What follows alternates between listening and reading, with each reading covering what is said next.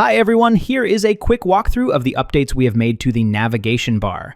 With this update, we're putting AI front and center for you. You will now see AI Studio take center stage in the nav bar. We also streamlined the settings section. Some items have moved into settings and some moved out, so the layout feels cleaner and easier to scan.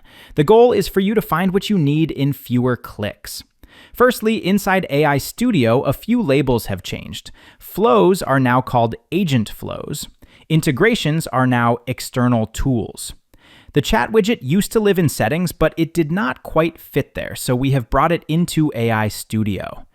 Thanks to your feedback, multiple chat widgets are now supported, which will help you expand your agent capacity.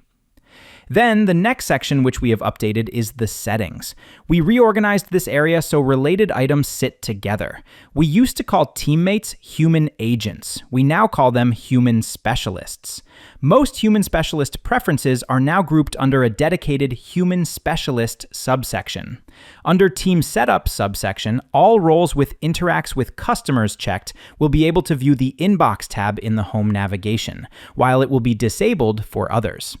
Lastly, we have moved billing within the settings section. To go back, you can click the back button at the top.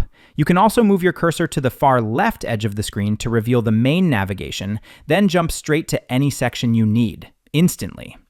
This quick nav behavior is now also available in the conversations subsection. We also cleaned up where conversations live.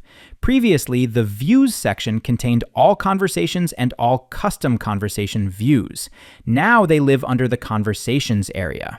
All user conversations appear under all conversations.